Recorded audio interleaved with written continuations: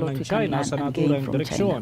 Dagdag pa ng Department of Foreign Affairs, tanging Pilipinas ang may kapangyarihan na magtatag ng environmental protection areas sa nasabing teritoryo at nananawagan sa China na igalang ang soberanya ng bansa at bawiin ang inilabas nitong kautusan. Kaiman, iginit ng Chinese Foreign Ministry na palaging bahagi ng China ang Scarborough Shoal control on the at ang economic aid to pagtatayo ng Africa, nature nor reserve do we seek ay selfish alinsunod political umano sa gains kanilang pambansang batas and at financial international cooperation law. with Africa. Tinawag pa nitong Dangerously. walang basihan ang protesta ng Pilipinas China is at pushing back nanawagan sa against Manila criticism. na The itigil Belt ang and Road Initiative provocation loads up at partner countries disinformation with debt. umano It na also lalong refutes claims it's nagpapakomplikado aimed sa at sitwasyon sa strengthening Beijing's karagatan. global Pero tungkol influence. nga ng The Pilipinas ang Chinese China president naglalabas ng maintains the mali-maling initiative as a impormasyon tool for at common pinitwist umano prosperity. kahit ang nakuna ng video While na roads, mga rail and port tunay na infrastructure are desperately pangyayari. needed in Africa, Sa iba pang the balita, mga continent's debt kabombots pile tornation is na mag-asawang rising. diskaya naman About bilang state $12 billion witness sa in ghost Chinese loans projects were given in hindi na-approve 2015 sa Department compared of with just Justice. Ito over naman sa Secretary of 100 million Justice in Remulla, 2000. giit That's naman according to the pinipili China sina Africa Curly at Research Sara Initiative. diskaya sa And pagtistigo then there are kaugnay Chinese sa companies, korupsyon. many of which are Yan na lang state-owned, pamabalita sa sourcing pag-ulat ni infrastructure Bombo projects in Grant Hilario. cooperation with African governments. Bombo Jai, Some Bombo do it with Dennis, financing inihayag from the ng Department of Export-Import Justice na Bank of hindi China, manapasok otherwise sa known as Exim kwalifikasyon Bank. ang It's a mag-asawang Pacifico state-funded, at Curly state-owned Diskaya policy para maging lender. state witness. Kenya's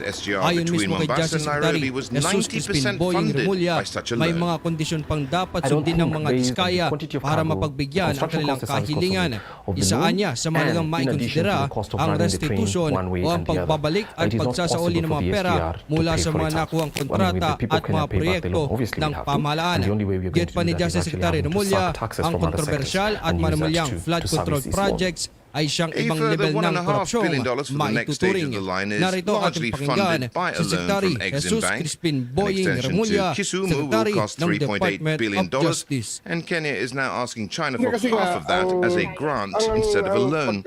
What's more, to connect the line all the way to Uganda, another $4.9 billion may be needed. Critics of Belt and Road have said that these countries are mortgaging their futures. This is going to lead to a huge amount of indebtedness, which will lead to default, which will then ultimately lead to China actually controlling Dagdag pa ng vast kalim, swathes of these ibinahagi economies. na anya kay Senate President Vicente Soto III na siya'y di pabor para maisailalim sa Witness Protection Program ang mag-asawang diskaya.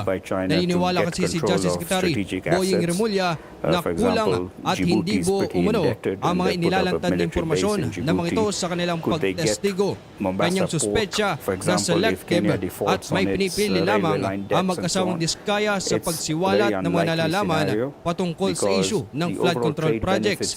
Kaya't hinimok ng kalim ang mga ito na kanilang ilahad ang buong katotohanan para may konsidera ang hiling gawing state witness. Narito ating muling pakinggan ang tinig ni Secretary Jesus Crispin Boying Remulla ng Department of Justice. Was necessary, and I think overall it will be a benefit to the economy. And infrastructure builders like China Communications Construction Company see plenty of opportunities to boost their own growth as well as those of African nations. It is the parent of the company that built and operates the SGR.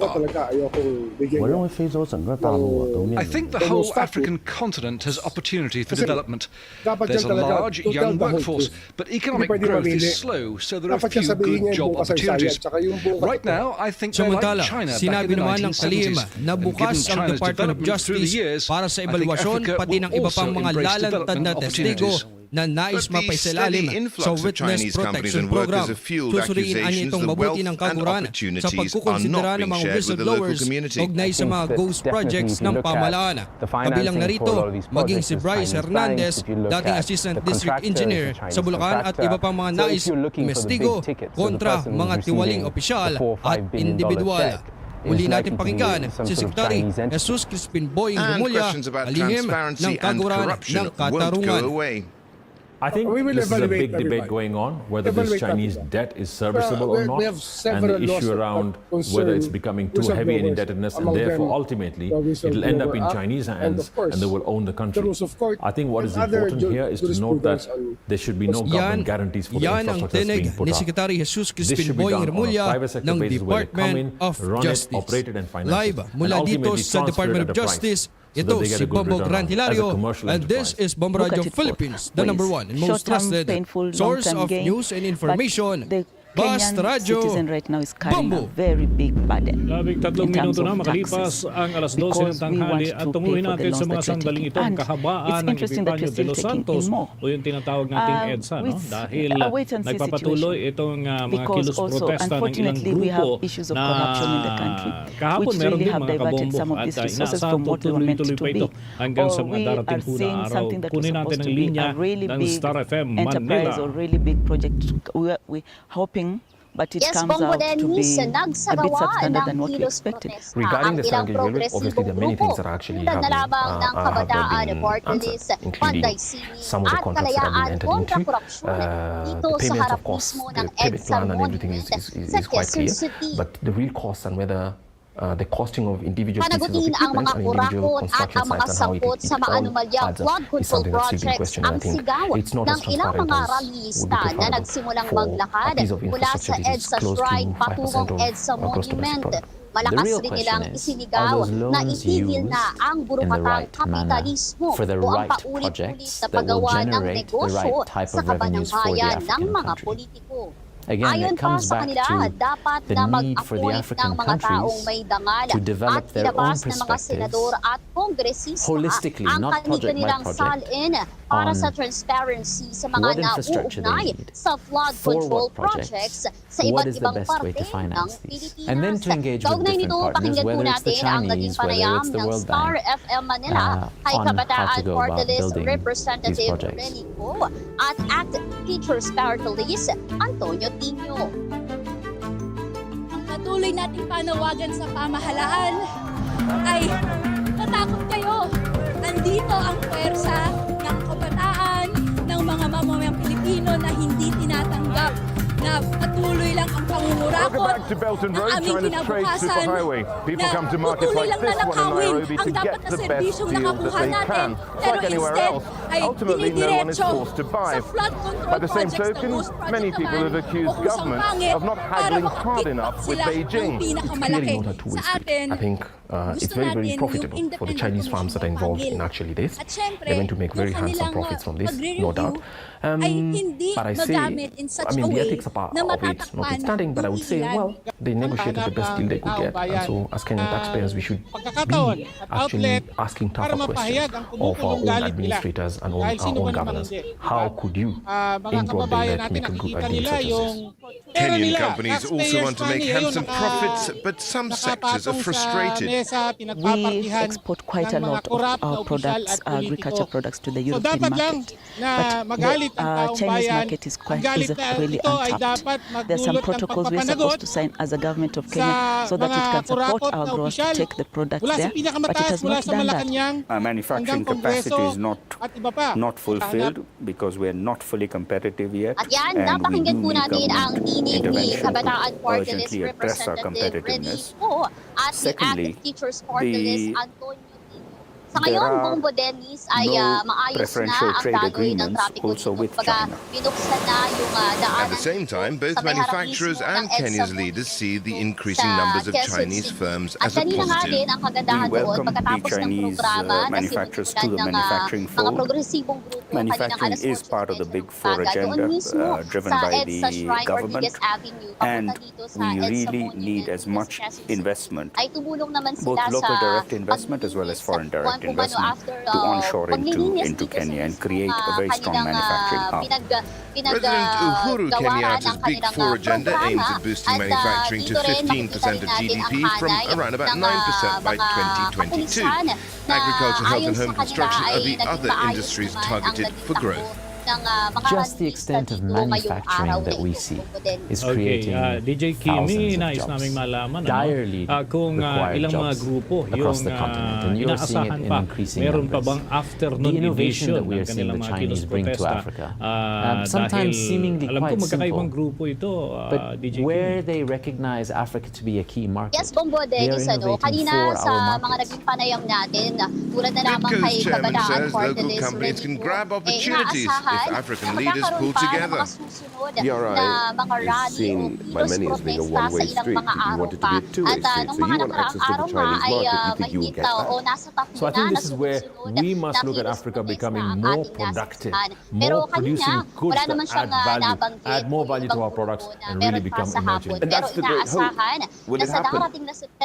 I think it's up to us as Africans, right, to make it happen, to make sure that we do it in the right manner and become competitive. Today, the folly is that intra-African trade is at such a low. We're actually putting up more and more barriers within Africa against each other. And we're allowing China or America or Europe to come in, duty-free. And I would take all the leadership in Africa to say, unite, because we've talked about OAU, we've talked about African Union, but it's still talk. It's called NATO. No action talk only. We got to get out of that and make it happen. China's Africa policy has shifted now, drawing a clearer line between official foreign policy and private commerce. Beijing created a new development agency in April 2018. It is expected to play a larger part in government strategy as Exim Bank's role reduces. It's one of the criticisms China gets a lot, which is that it is offering these loans. Those loans are originated by the African countries. They're the ones asking for it. They may have a dream in terms of the nature of the relationship, but I do not think they're trying to shape the future of Africa. That's not to say aid and lending won't be influenced by commercial interests. Interests which some say still have access to resources at their heart. Chinese companies continue to see an abundance of opportunity in the continent's rebounding economy and a green light to raise their presence there under the banner of the Belt and Road Initiative. While China sees huge investment opportunities, what about your average portfolio manager or your retail investor? Can they also come along for the ride? If you want to invest directly in sort of Belt and Road Initiative, you can't do it directly, but basically what you're investing is somewhere where perhaps it's a hub for African and international companies. So as the environment gets easier, as say for example, the cost of power comes down, then it becomes more easier or more economic to manufacture goods. So that's the story. So I think for Kenya and for East Africa as a whole, you sort of sell the story of access, not necessarily large minerals or any sort of natural resources that you get elsewhere in Africa. So I think for us, it's a sort of a portal to the rest of Africa. That's the way that we look at it. There's also paying for the thing, isn't it? I think in the long term, you have new towns being opened up, you have people who can do more commerce, who can ship goods, and also what it's doing is moving perhaps the industrial heartland of Kenya away from parts of Nairobi to other parts of the country, so you can manufacture ang naturang dokumento. Pero ayon kay Mendoza, ang nasabing statement ay mananatiling self-serving hanggat hindi niya And what of complaints Chinese companies are sweeping up large government contracts in Africa, and White House concerns about challenges to U.S. influence. Pagkatapos nito ay inaasahan naman maglalabas ang kanilang ahensya ng desisyon sa kaso ng mga tinagurian agency boys. Sa ugnay pang mga balita inamin ni dating Department of Public Works and Highways Bulacan 1st District Assistant Engineer o Engineer Henry Alcantara sa Land Transportation Office o LTO na gumamit siya ng peking driver's license upang makapasok sa isang casino. Ang pag-amin na ito ay ginawa mismo ni Alcantara sa harap ng mga opisyal ng Land Transportation Office kung saan detalyado niyang inilahad ang kanyang paggamit ng nasabing peking dokumento. Sa isang pulong balitaan na ginanap sa mismong tanggapan ng LTO, sinabi ni LTO Chief Assistant Secretary Vigor Mendoza na iginiit naman ni Alcantara na hindi siya mismo ang nagpagawa o umorder nitong peking ID. Ayon kay Alcantara, ang peking driver's license ay ibinigay lamang daw ito sa kanya ng ibang tao. Mariin niyang itinanggi na siya ang responsable sa pagpapagawa ng nasabing peking identification card. Sa kasalukuyan, patuloy na iniimbestigahan ng LTO ang pinagmula ng mga peking lisensya at kung sino ang responsable sa pag-supply ng mga ito. Nakikipag-ugnayan na rin ng LTO sa mga may-ari at operator ng casino upang malaman kung paano nakapasok si Alcantara gamit ang peking ID at upang maiwasan ang katulad na insidente sa hinaharap. Samantala sa pagdinig naman ay sinagawa kanina sa LTO, itinanggi ng 4 na tinaguriang Bulacan Group of Contractors o BGC Boys na gumamit sila ng peking lisensya. Kabilang sa mga nagtanggi ay sina dating Department of Public Works and Highways Bulacan Assistant District Engineer Bryce Hernandez. That's not the norm. When thrown the gauntlet, many have wilted.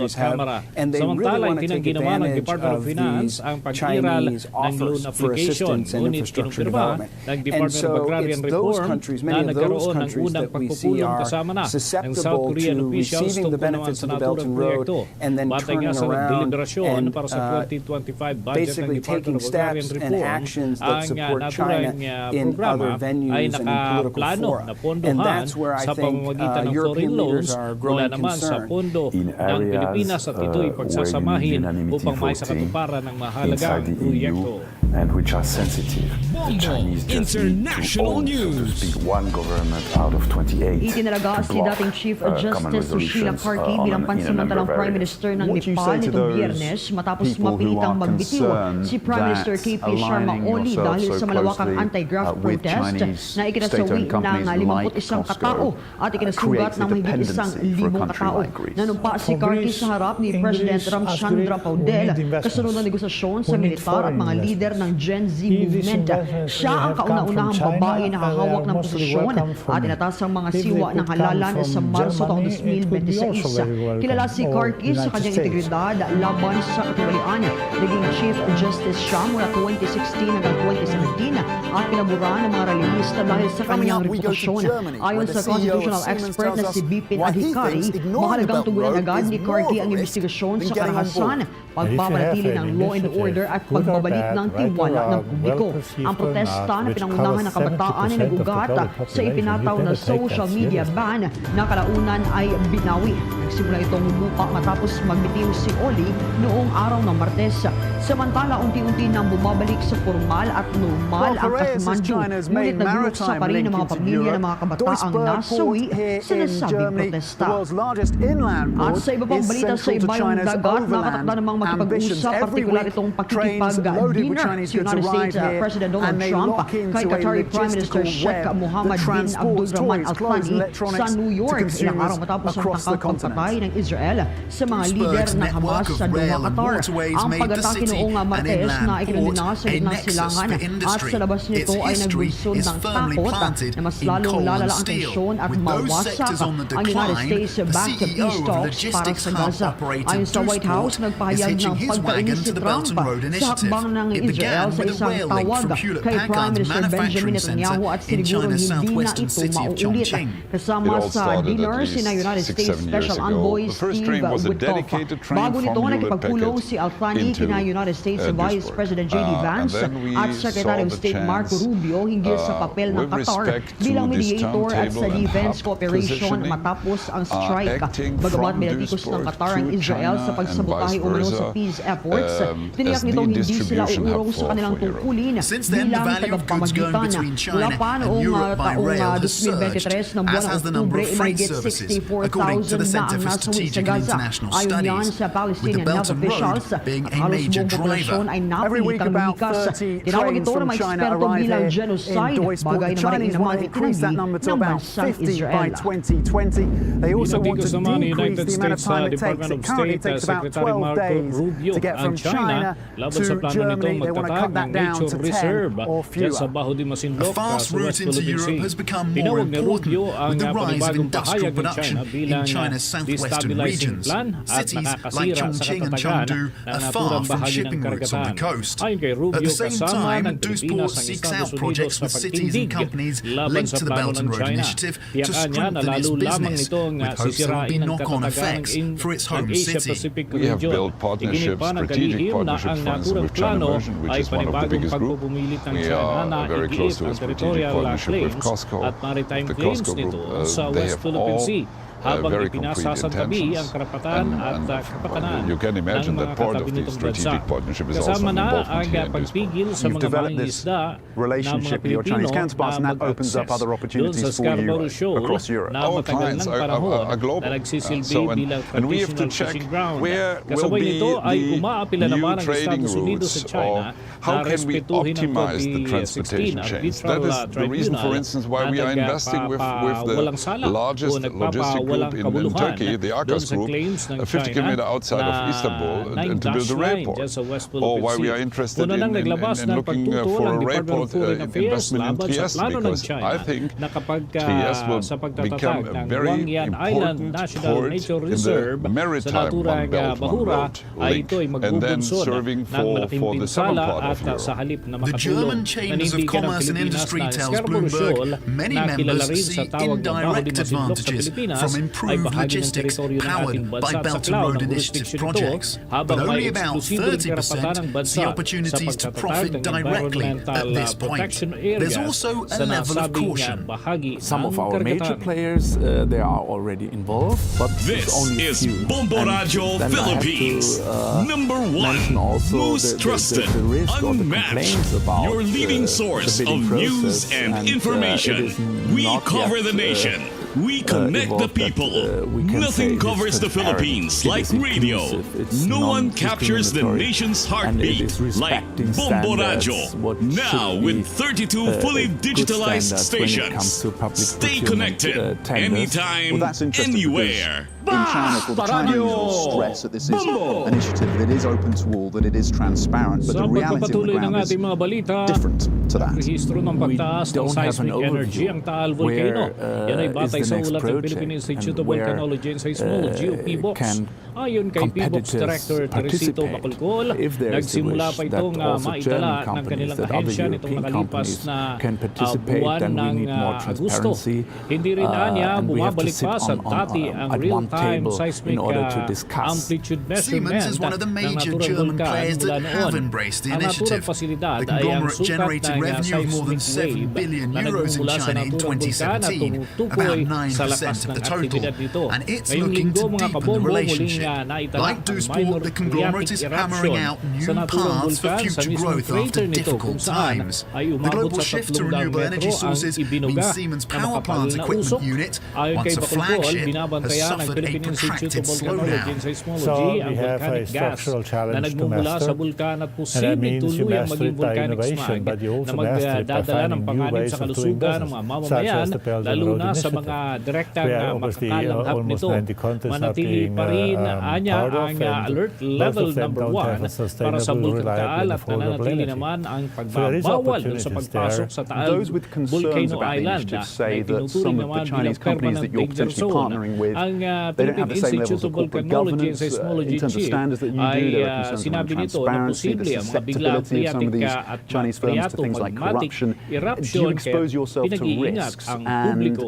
Is it a price worth Sa iba paying? pang balita mga kabombo, Star Nation, binabalangkas na ng Department of Education ang bagong bahagi ng araling panlipunan curriculum na tututok sa West Philippine Sea. Simula school year 2026, ituturo ito sa grades 4, 6 at 10 bilang bahagi ng makabayang edukasyon.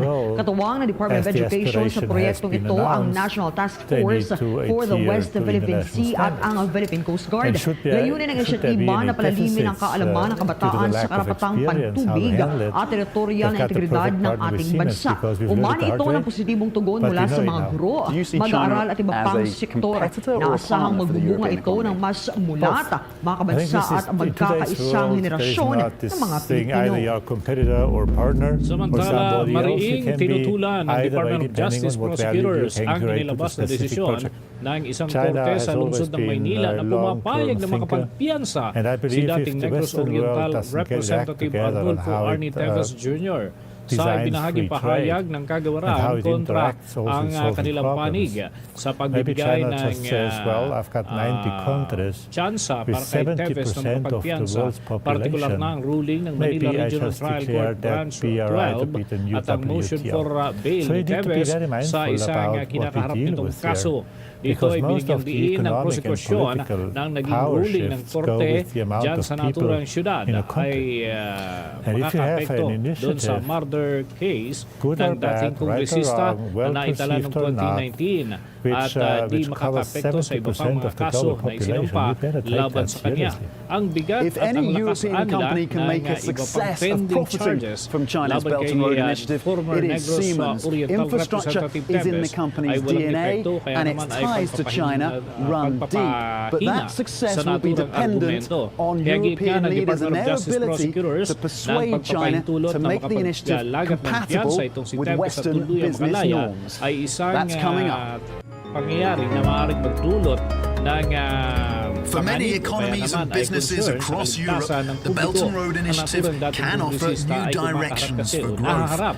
It also opens the way for Chinese companies. However, as we discover in this Bloomberg special feature, there's increasing pushback in the corridors of power in Germany, France, and across the European Union. The Greek debt crisis provided an opening for China to bolster its maritime links into Europe via the Piraeus port. Winning over Europe's lawmakers, though, is proving more of a challenge. Ngayong tanghaling ito, kapiling natin sa ating linya ng komunikasyon ang isa sa mga opisyal ng Securities and Exchange Commission, si Commissioner Rogelio Quevedo, we saw very strong support from Europe. I think there was huge amount of interest in how could European countries benefit. We saw, however, in 2017, much of that enthusiasm begin to wane. The EU's doctrine currently is that it has a constant offer to China to come and join, and a constant wish to come and join, and that's even clear at the level of some member states. At pina-verify ang kalagayan ho naman ito. Unang-una, pagbati muna, Commissioner, welcome to the program. Most Chinese projects, except those financed by AIIB, do not fulfill at present. L'Europe doit toujours défendre ses intérêts stratégiques. The European Commission has been working on tightening investment screening and rolling out a coordinated approach across the bloc. Currently, fewer than half of EU member states have rules to allow review of foreign direct investments. What is our priority at the moment is to make sure that all those potential projects have a level playing field. Focus ngayon ng Securities and Exchange Commission? Meron ba kayong mga namomonitor na naman ng mga scammer? There's obviously an appetite in the European Union now for greater oversight of Chinese investments. To what extent is that going to impact the Belt and Road Initiative? There is a rising understanding amongst our member states that as much as we want to be open destination for foreign direct investments, as we are probably the most open market in the world. We must know who is investing and for what purposes. There are also moves to reduce unanimity voting to diminish members' veto powers, particularly on political and human rights issues. We have seen efforts where China has gained strategic influence in countries through the benefits of the Belt and Road to those countries, building infrastructure and helping out with development assistance, and then using that influence as an advantage for China in terms of its international efforts or in a way that helps China politically. For example, both Greece and Hungary, large recipients of Belt and Road efforts by China, stepped forward to block a statement in the EU that would criticize China in the South China Sea. The EU is also sharply aware of China's increasing investments in the nearby Western Balkans and Eastern Partnership countries. It's reaching out with a trans-European network for transport done, quote, the European way. Meanwhile, infrastructure builders like China Communications Construction Company and their subsidiaries are forging ahead with deals in those regions. In a rare interview with the Western media organization, CCCC Chairman Liu Qitao told Bloomberg he sees potential in Europe despite tighter scrutiny of Chinese investments. We have principles when choosing investments. The project must meet the highest standards of environmental protection and bring benefit to the country's economic and societal development and people's livelihoods. We've gone through experiences when governments change, they put our projects on hold and review them again. As long as they're good for the country and they're a win-win, everyone will go ahead. Some media have different views, but I think it's because of a lack of understanding. The European Union still hasn't officially signed off on the Belt and Road Initiative. They point to concerns around the transparency of the bidding process around environmental issues. Are those concerns justified, do you think? We need to promote mutual understanding. And in this respect, we also need to work with companies in Western countries, including those in Europe. If we can strengthen our cooperation, I think transparency will increase. So we're working with Europe on many projects. I'm curious, how do you respond to allegations of corruption and fraud that have been levelled at your company and some of its projects involved and linked to the Belt and Road Initiative? We don't allow and do not have any corrupt behaviours related to any official, because we know that this kind of corruption is not going to help with the company's sustainable development. And as a listed company, we're subject to market supervision. If there's corrupt behaviour, the company is finished. On this, we are very clear. Because critics of the Belt and Road Initiative So still may mga point hinahabulin po ba to kayong what they would gambling say is a lack firms? of Nais namin malaman transparency kung around may some of the nakasuhan na projects. po What ba they kayo? would say is lack of bago tayo hiring pumunta of dyan sa local mga labour versus gambling, Chinese labour, and then puntahan muna natin ultimately yung many of una these nating, projects leave pinag-usapan the kanina, countries yung heavily investment, indebted to China. That Alam would mo, be the yung mga criticism. There is some truth investment in that scams. criticism, is there not? Sa ngayon, On the whole, I think the merong situation will become more 250 transparent as the Belt and Road Initiative kaso progresses. all over On the issue of pushing up Philippines debt, na some naifile countries do ang have relatively higher Securities and borrowing. Exchange Commission I don't to think that's scary, Department of as long as the country's Justice. economy is At, growing enough to digest it. mahigit It's kalahati important to rito see ay whether the debt-funded naisampa na projects are ng good for the country's Department of economic Justice. development. At ang Of pinaka-prominent course, na I think it's babanggitin necessary ko for sa iyo developed dito nations to offer ay yung financial kay aid to MFT, countries that Group lack of development Companies, capability. kay Mikatan. As for labour, Bagamat, currently my overseas masasabi ratio is natin at na least si 1 to Mikatan 10. ay In my nandoon company, na sa there's Amerika one raw, Chinese person employed for at, every pero 10 we foreigners. have also filed The labour criminal cost of a charges Chinese dun sa employee is kanilang much mga higher than that for a auditors, local. yung external auditors. Many developing So, countries hindi are lang still sa mga catching up, board of and their cost of directors, labour is yung lower than ours. MFT. Therefore, from the Magkano company's tama yan? perspective, we Yung want to pangalan ng company, localise as much as MFT, Group possible, of Companies, hire local kay people, Mikatan and yun. use fewer Si Chinese. Mikatan mismo, I nasa can't say Amerika there are na, no pero problems yung or that mga we're perfect, director but the reality ng is MFT it's not as Group of people say Companies, either. at I think it's because of a lalong-lalo lack na of yung mga understanding. independent directors. For both Europe ay and China, kinasuhan the namin. potential for At, business pati opportunities yung around the Belt and Road external Initiative are significant. Yung, Yet too external often, a auditors, lack yun of ang dapat transparency inaasahan natin is na stoking concerns, fueled by the bibigay ng fact that audit many of the at big Chinese naniniwala companies ang publiko involved na ito ay are dumaan sa state-owned. scrutiny China sa needs to pag-iimbestiga ng mga auditors, realize ng that mga the way that it sees certified its Belt public and Road Initiative accountants is not na necessarily totoo the ang way mga other countries statements, see financial their Belt statements. and Road Nakita namin na yung Initiative. external This is very auditor ni important for China. MFT It ay is now hindi, ay President Xi naging pabaya Jinping's sa flagship kanyang tungkulin. international Kaya pinailan program. din namin It's ng criminal embedded in charges. the Chinese Pati ang mga constitution. partners, The international yung community, I external think, auditor should look at the Belt and Road na Initiative and nakalulungkot figure na yung out external where auditor na ito countries ay can partner kasama with pa naman China, sa where Big they will Four, maintain and meet top the accounting international companies standards in that the we world. hold so dearly. And where they're not, Ay, sigo. we ought to be Sige, stepping at forward to siguro put sa susunod na mga credible pagkakataon, magkaroon ho tayo ng alternative part 2 forward para that naman maintain humahimay those pa, high lalo na't international yung iba standards pang mga usapin that have na nais din po namin transparency, ipurso sustainability itong of mga projects, modus and operandi have the nais labor and nating environmental standards that we care so halongkatin deeply para about. maiwasan ng ating mga kababayan kung sila man ay makakakita ng mga ganitong modus operandi. Maraming salamat.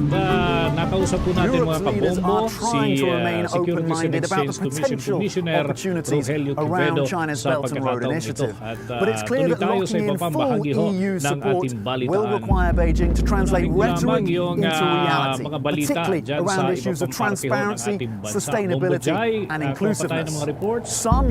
Etong Catholic Bishops Conference of the Philippines naniniwalang hindi hahantong sa gulo ang kilos protesta ng mga kabataan sa Pilipinas.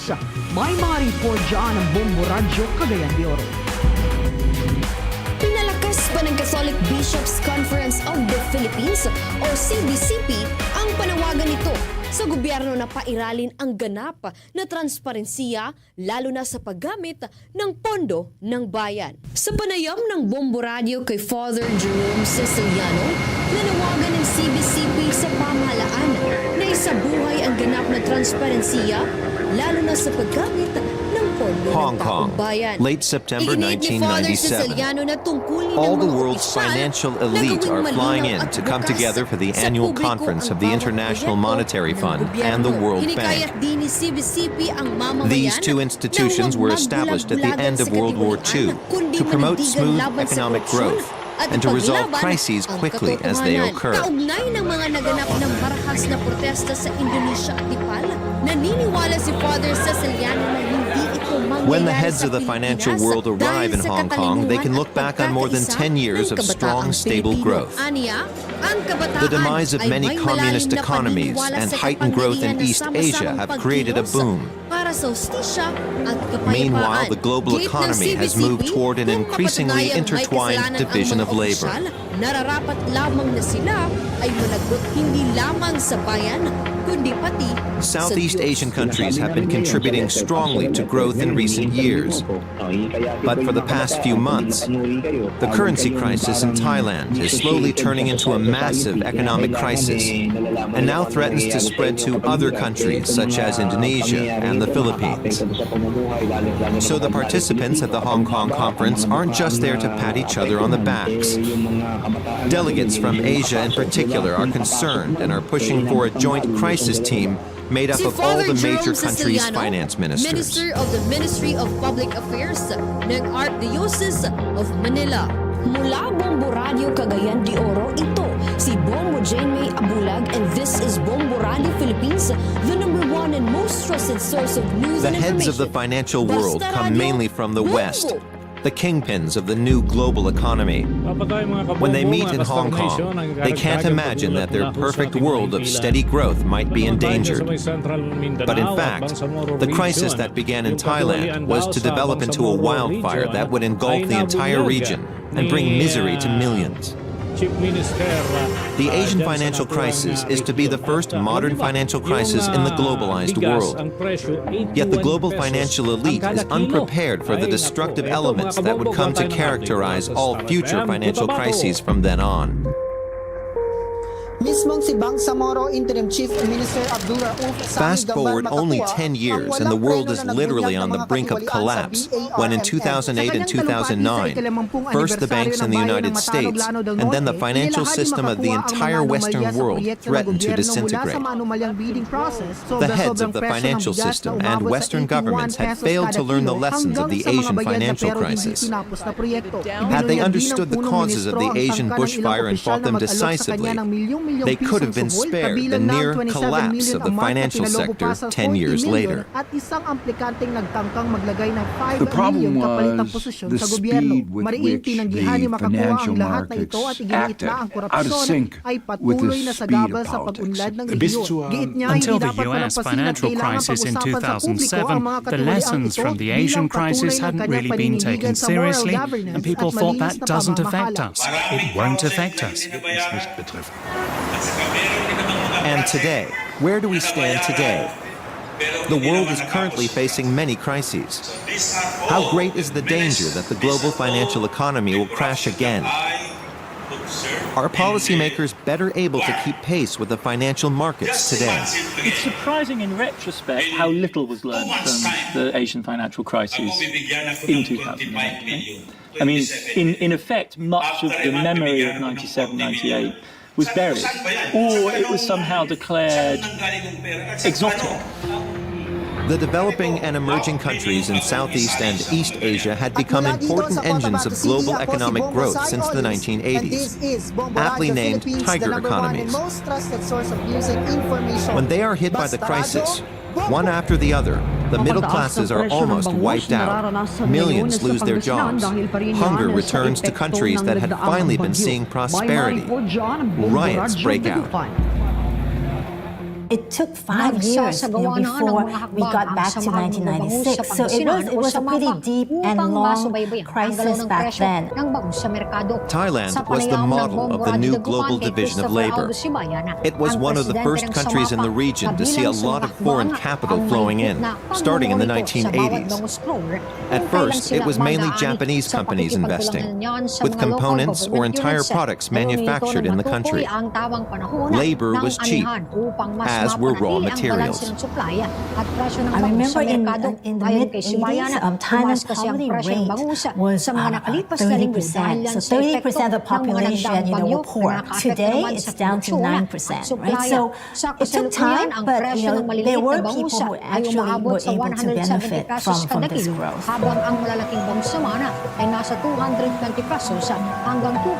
Almost all the countries in the region were booming. More and more young professionals were coming out of the universities. Asian countries were allowed entry into the antechamber of sustainable prosperity. In this area ng Central Pangasinan, may mga groupings na po tayo na Bangkok grew very quickly at that time as well because a lot of money was flowing into Thailand through loans from overseas. And these are by Thai companies who borrowed to invest. We mustn't forget that in 1993, the World Bank published a hugely influential book that stirred up a great deal of controversy. The East Asian Miracle. So if the World Bank, a highly influential organization, labels an entire region like this, then investors will be keen to get into that region. And that's exactly what they did. The World Bank and the International Monetary Fund are headquartered in Washington. Their analyses and forecasts carry considerable weight in the international financial world. Their assessment for the region in the spring of 1997 is entirely positive. Joseph Stiglitz is the World Bank's chief economist at the time, focusing on East Asia, and he shared this assessment. They put a more egalitarian policy at the center. They were much more equal societies than the United States was. They had focused on governments investing in infrastructure, investing in technology, investing in education policies that I thought were good policies for the United States, the kind of policies I had pushed when I was in the Council of Economic Advisors of President Clinton. In the 1990s, the same phenomenon could be observed again and again in Southeast and East Asia. Within the shortest time, an urban economic culture had evolved with great opportunities for social advancement. In just one generation, farmers became engineers. Much of the money borrowed from abroad was invested in the future of these countries.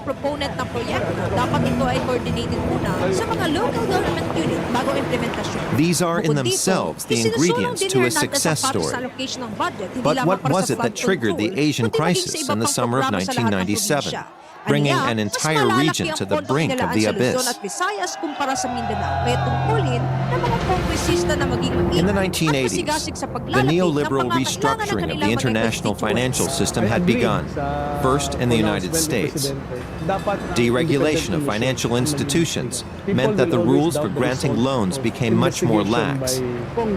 A bank no longer had to keep reserves of the equivalent amount in its vaults for the capital it lent.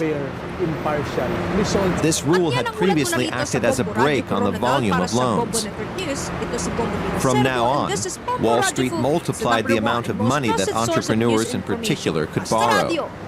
The growth of the world economy owes much to this neoliberal financial policy. But the downside of the neoliberal monetary policy is that the mass introduction of new players in the game changes the financial landscape forever. They would borrow money from wealthy investors and invest it with the intention of making the highest possible profit with the fastest possible turnaround. The Asian markets with their above-average growth rates were extremely attractive to them. From now on, the world of money is unstable at its very core. It's a watershed moment in history and our culture that is kicked off in New York and whose consequences can be felt to this day. From now on, financial institutions and the global financial sector grow at a previously unimaginable pace. Investor anticipation drives bankers forward.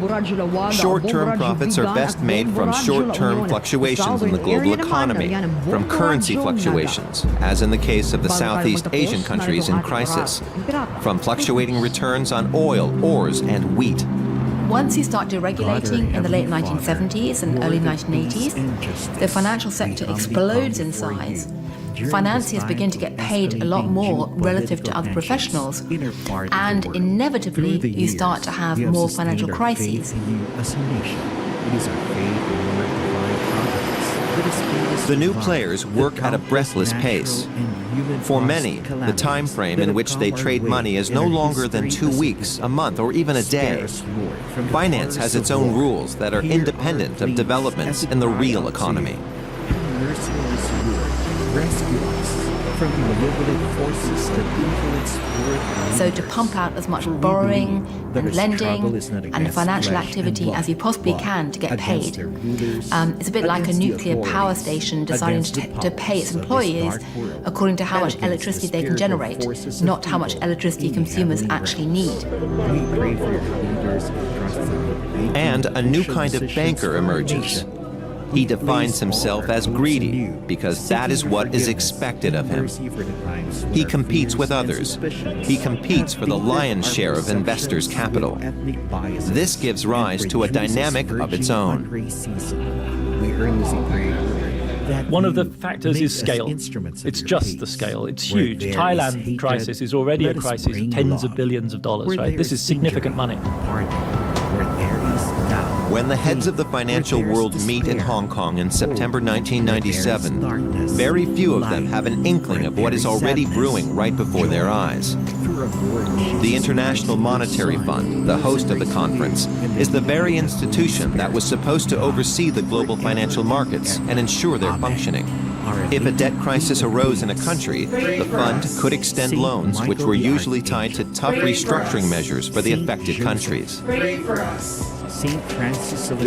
Of course, as if Spielberg had planned it, the conference in Hong Kong in 1997 was perfectly timed. The IMF and the World Bank hold their annual meeting outside of Washington every 5 years, and in the midst of the crisis, they met in Hong Kong. Companies and private investors in Thailand had borrowed a lot of money from abroad in order to be able to further increase their exports, as well as to profit from the increase in property values. Just as later in the U.S. financial crisis, the investment rush is based on the assumption of steady growth. Therefore, companies and private individuals take on short-term debt in order to be able to redeem their loans as quickly as possible from the projected profits. When Thailand's export boom begins to falter due to an economic slump in Japan, and the first companies run into difficulties, the Japanese banks are the first to become nervous and cancel loans. In Thailand, substantial investments were made in real estate, and that real estate, of course, yields profits, but in Thai baht. If investors accumulate debt in US dollars,